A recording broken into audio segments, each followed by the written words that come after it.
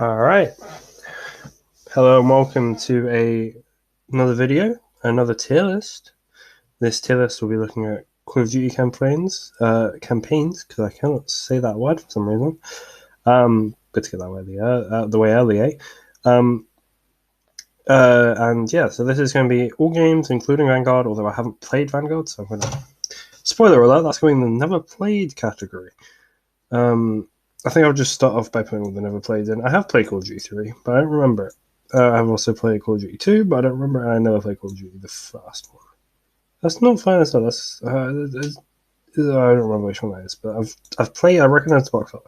Anyway, so I've played from World War onwards, or COD 4 onwards, isn't it? Because that's Call of Duty 5. That's Call of Duty 4.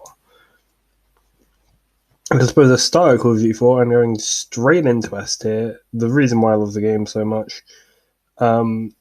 Just a really, really well thought out campaign. Obviously, and I will say this now, there will be spoilers because I'm talking about campaigns, so in everything we're going to be talking about the story.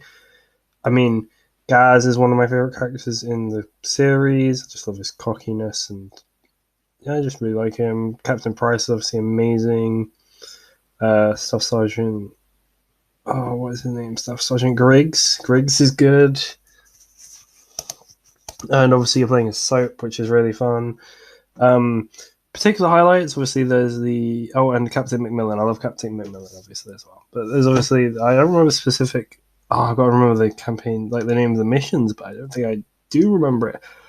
It's the one where you're having a flashback as Price with McMillan, and obviously, I think everyone knows what I mean, where you got to lay down under a tank and you got to escape, carrying Captain McMillan. Like, those two missions are really fun. Aside from that, the actual mission beforehand, the taking of a village in Azerbaijan, that was really fun. Controlling a fucking AC-130. It wasn't AC-130, was it? It wasn't AC-130. That was fun as well. Like, it's a really good campaign. In the American side was also pretty good. I also really like the M4 that they give you in the campaign. This is just another side note. Okay, well, I mean, if we're going in order, then I'm going to end up inevitably going wrong. So instead, I'm going to do Modern Warfare 2. Because in order of Modern Warfare's, harder to mess that up. Now, Modern Warfare 2. It's another very good campaign. So, I mean, it's going to go in S tier as well. I really enjoyed it again. Obviously, playing as Ramirez. And it's not Frost. Frost is Modern Warfare 3. It's not Ghost, because, well, Ghost is a character I love, but it's fucking... I can't remember his name. Who did you play as in Modern Warfare 2? Well, that isn't important.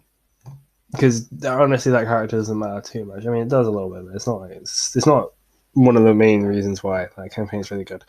The reason why this campaign is really good is the favela missions, Task Force 141 disavowed later on in the game, the mission after the EMP, where you're playing as the Americans, and that whole shithousery happens with Foley and I can't remember the other guy. The other guy is Dunn, Corporal Dunn. Corporal Dunn's the one that makes it quite funny as well. There's also the whole section with Honey Badger where you're walking through the American city trying to get to the safe room in time. Also saving the downed pilot. Just the whole concept of America being invaded in that game is really good. Really well thought out. I really enjoy the game, and I'm glad that it got remastered. A campaign I also wish would be remastered is Modern Warfare 3. However, I will admit it's not as good as the first two. But I do really enjoy it. The set pieces in it are probably some of my favourite in the series. I mean, starting out the game, you're in a car that's flipped over, and then you've got a fucking skyscraper falling on you. Is there a skyscraper falling on you? You got something falling on you, that's for sure.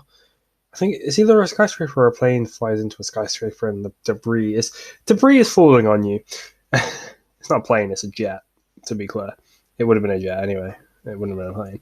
But that's obviously quite a cool set piece. There's a whole Eiffel Tower set piece, which is nice.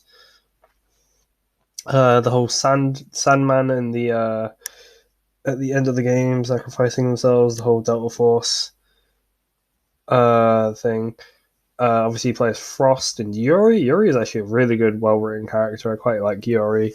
I also like the whole. I like that whole scene with Soap and Price, and obviously with Soap dying.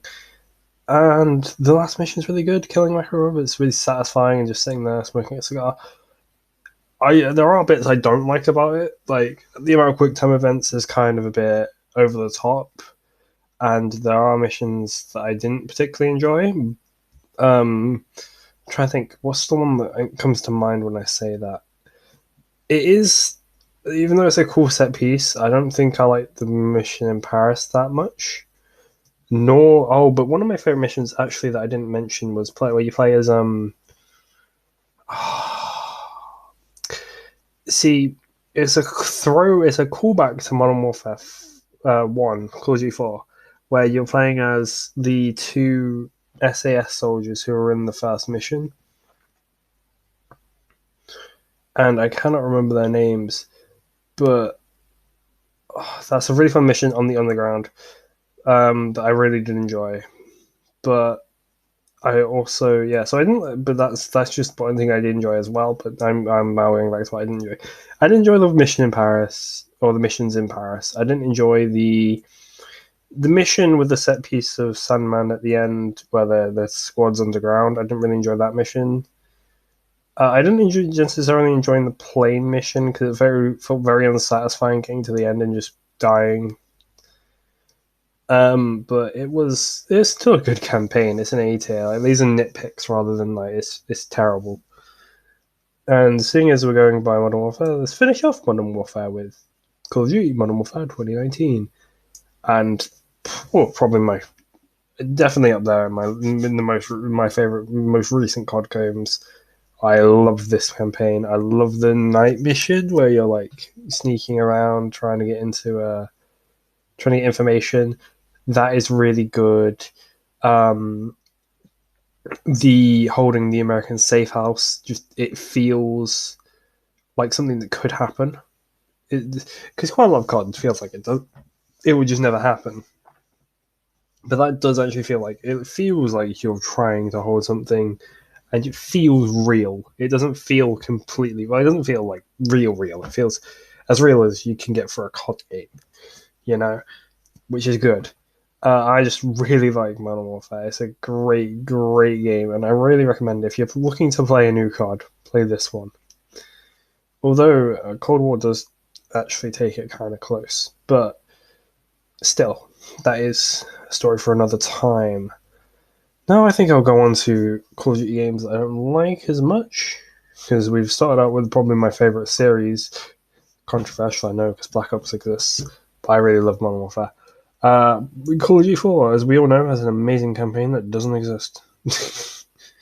Realistically, it should go and never played because there's no campaign to play, but Dita, because it's also Black Ops 4. Black Ops 3 was a C. It's the one campaign I've actually never finished because I just didn't enjoy it. It was okay to begin with, and then it just got really unenjoyable after a while. Granted, I was playing on realistic, which might be why, but that's besides the point.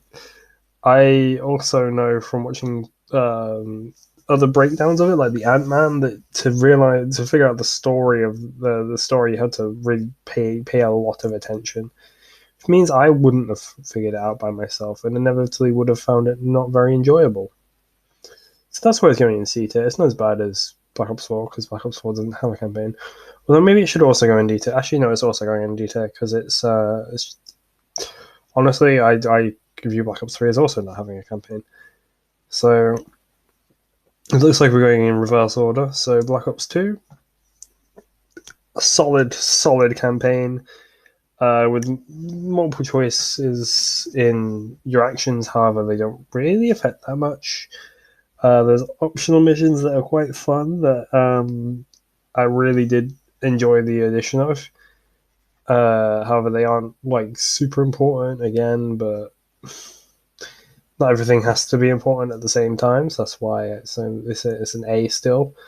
I really do enjoy this section in the club where you're trying to get karma, where it's like the beat's dropping and you're just killing things, running around with Mason. Also, but I did. Sorry, I did enjoy the part with where you're being deceived by the was it the Panamanian Prime Minister? No, it was not Panama. It was somewhere different. I cannot think the name of. It's also Nicaragua, maybe. I think it's Nicaragua. Either way, it's Central American, and it's not Honduras. But yeah, so you're being deceived. You shoot Mason, unless you shoot him in the leg, like you can do. Obviously, that does affect the ending, but it's like at the end of the day, it's not as impactful as maybe I feel like it should be. I feel like it used to have an impact on me, like the reveal of Mason, but now I'm just kind of like, But there are really fun set pieces in that game as well, like taking control of a jet. Um, the last mission where you're skydiving down and all that is quite cool. There's a sniper that you get in. I forget what it is, but you can shoot through walls with it, which is quite fun.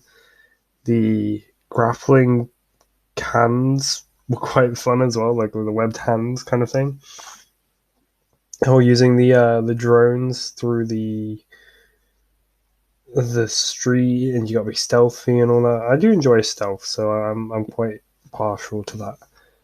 All right, let's go on to another campaign that there's going to be an S tier. I've got way too many in S tier, haven't I? But then again, I do enjoy Call of Duty campaigns, so like personally, I do enjoy them. So Black Ops is another one.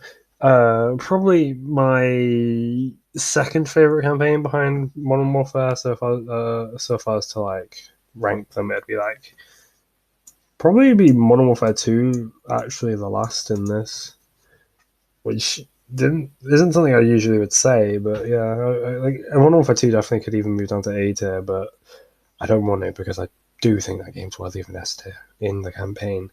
Anyway, Black Ops. I mean, when I think of Black Ops, I think of laying down in the snow with a crossbow on Mount Yamantau as Hudson? No. Yes, Hudson. It is Hudson, right? That you play as? Anyway, you have Mason, Woods, Bowman, Reznov, Hudson, Weaver. These are all great characters. Obviously, Makarov, Kravchenko, Steiner. All good antagonists as well. Obviously, some of them carry out through more of the games, but Kravchenko, Steiner. I said Makarov, Dragovich. I must have my revenge. And then you have the whole scene with the Nova gas, which I really didn't enjoy as a kid. That's like a early teenager, but now it's kind of like I realize that it's not at all scary. It's just kind of like, oh, he's dying, he's choking, his eyes are, yep, and he's dead. If you don't know, that's who you play as in the World at War mission where you're laying down in the fountain at the start of the mission in Russia. I'm only saying that because I cannot remember his name, which is terrible of me. I really should. But this is another game that's just got an amazing story, satisfying end, finding the number station and like the American like sounds. Really is a really good campaign, and we always must ask, what do the numbers mean, Mason? All right, which one should I do next? They're the ones I got left. I mean, I guess I should do Cold War because it's another Black Ops game. Another A tier because it's got the same kind of story branching as Black Ops 2. But I think the characters are slightly shallow in some cases. Hot me, sorry, yeah. And the reveal's quite good, but it's just kind of like, I definitely think I prefer Black Ops 2 to Cold War. However, I still think Cold War is well even A tier. It's just, sometimes feels a bit shallow. It doesn't feel like. I don't remember there being a great variety of missions. That might just be me forgetting some missions, but that's also because they were unmemorable, whereas I remember most Black Ops 2 missions. I'm also doing this entirely from memory. I haven't played in most of these campaigns in a while. What's the most recent? The most recent campaign I played was Modern Warfare, which was months ago. Is it more? It's got to be Modern Warfare, right? Well, I haven't played Vanguard, so it isn't that.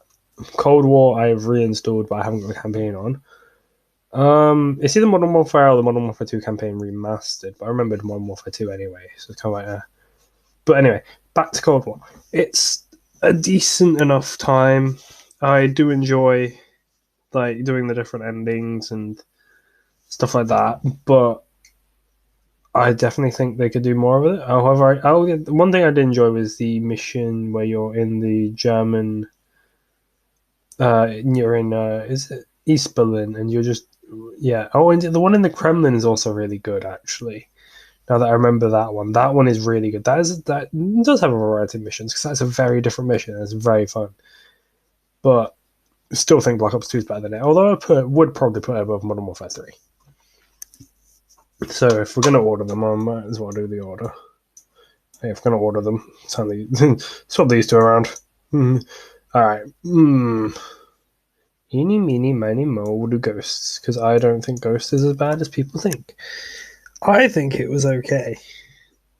I think it has a cool concept. And that you're like no man's land ghosts kind of thing. And the reveal is kind of not that great. The flashback mission's also not that great. And the ending is kind of underwhelming because it feels really unsatisfying. I think at the time I was like, oh yeah, cool, this means there's a second game. But then looking back at it, I'm like, it's just really unsatisfying because he should just be dead, but he's not. So Ghosts it gets a bad rap, but I still think it was enjoyable, and I definitely enjoyed it more than Black Ops 3 and some of the games that will be coming up because, well, I'll get into them now. Infinite Warfare, I remember only a very little amount of. I remember there being ships. I remember it being decently fun, but nothing to write home about story-wise. That might just be me being wrong, but that's what I remember. And if I don't remember the story, then pardon me, sorry, what's the point of telling the story? And it's kind of, I'm just going to put Advanced Warfare in here as well. Although I remember a little bit more, there's obviously press F to pay respects to Alliance, and his dad's the main antagonist. But other than that, I remember jumping across some cars.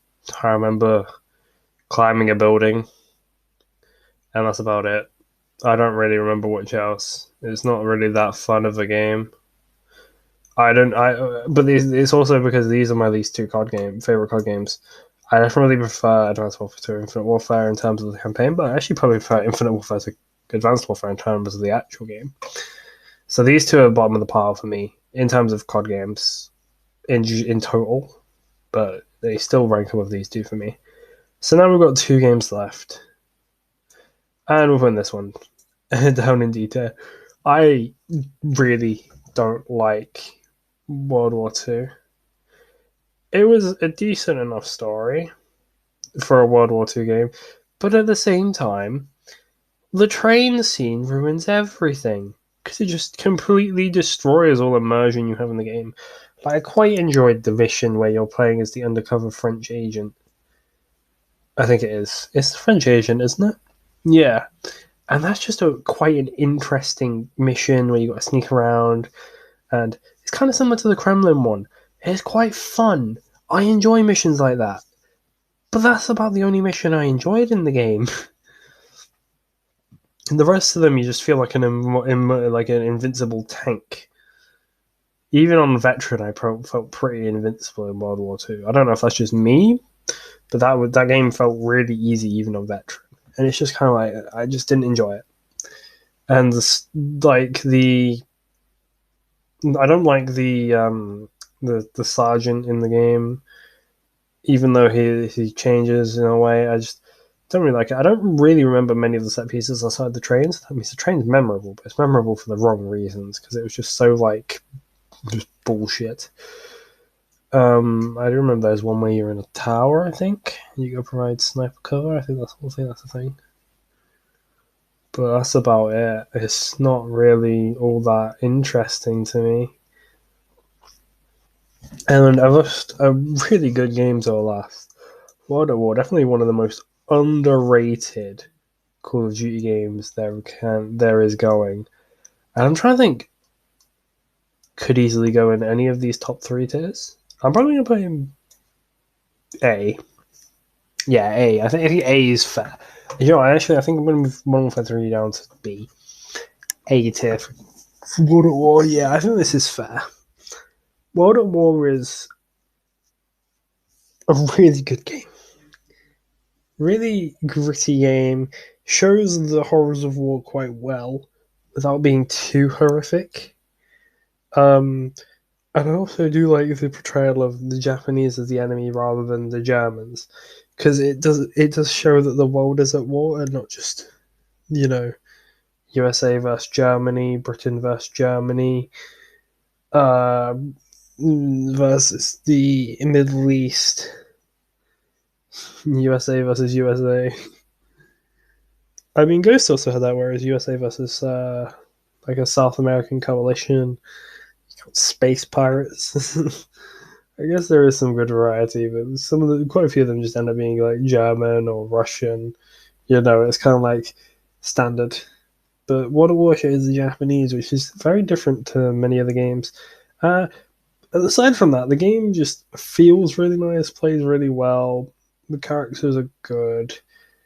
I will remember the character's name, the fucking sergeant. Like, I remember his face. The Reagan Easter egg is quite funny, but that really shouldn't be putting this in A tier. I don't know. The first mission itself is really good. Say the one where you know where the guy gets his throat cut open and then you're saved by your squad and then you gotta go. What do you actually do after that? You kill a bunch of things and you run to the other side of the island. Oh yeah. And then there's that whole trap that was real, where they put a piece of like valuable loot on the ground, and you know an American soldier would see it and be like, "Oh, cool, that's mine," and then get blown up by some bouncing betties or some wires or hung. I think he was hung, wasn't he? And it's just like gruesome but true, and not like so gruesome that you can't watch it, which encapsulates the game really well. It's just a really solid Call of Duty game, and that is how I wish Call of Duty was.